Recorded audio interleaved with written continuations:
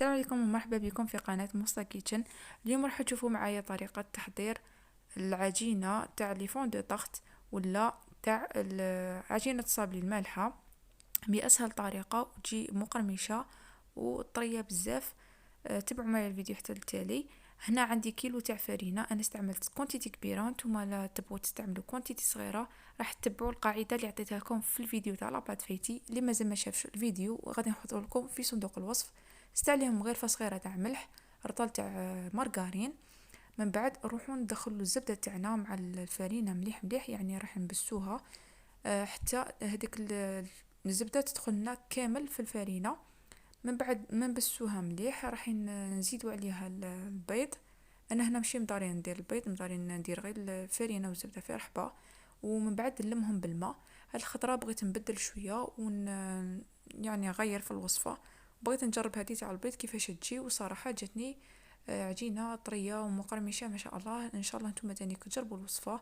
هذا الفيديو كان لازم عليا نديره مور الفيديو تاع الاباط فايتي. بصح لا غالب ما كاش عندي الوقت ودرت شويه روطه باش درتهم صراحه، بصح معليش.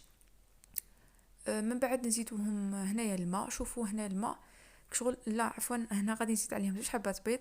البيض هنا تاعي اللي استعملته كان حجم صغير، يعني على هذيك العجينه تاعي حسيتها ما تلمتش وكان خاصها كميه من السوائل. نتوما الا استعملتوا الكميه تاع البيض تاعكم زوج حبات كيما انا في كيلو تاع فرينه لازم تستعملوا زوج، ولا استعملتوا رطل راح تستعملوا حبه بيض فقط. هنا البيض تاعي كيما قلت لكم كان صغير على هذيك الفرينه تاعي، العجينه يعني ما تلمتليش. كان عليا نستعمل الماء، كان يعني لمها بالماء. استعملت هنا كاس قل ربع تاع ماء وما كملتوش كاع، بقات لي واحد المغرفه كبيره هكا.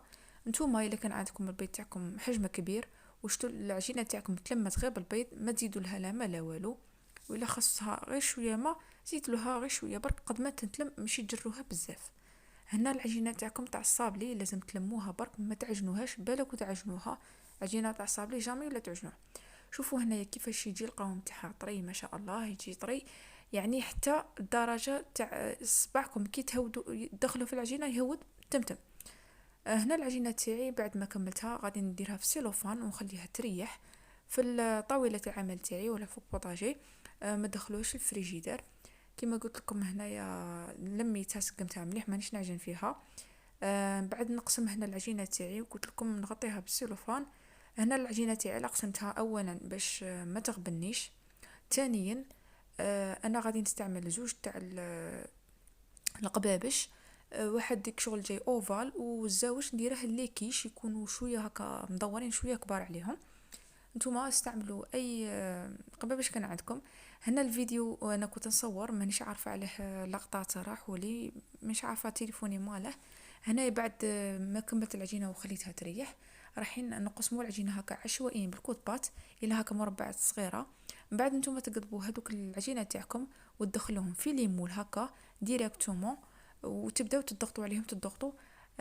العجينه تاعكم القاع تاعها ما يكون سميك بزاف، يعني ما تكونش خشينه بزاف، ما تكونش يعني ركيكه بزاف باش مين طيب ما تجيكمش قاصحه، وما تخشنوهاش تانيك باش مين طيب ما تجيكمش عجين. وكي تعمروها بالحشو يعني ما راحش تستبنوا عجين فقط، راح تستبنوا معها الحشو.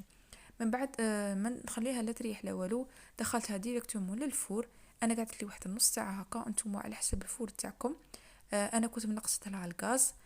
وما تخلوهاش تحمر بزاف باش ما تجيكمش قاصحه، لانه من بعد غادي تعمروها بالحشو وتزيدوا دخلوها للفور خطره اخرى غير باش يعني الفرماج تاعكم ولا يذوب.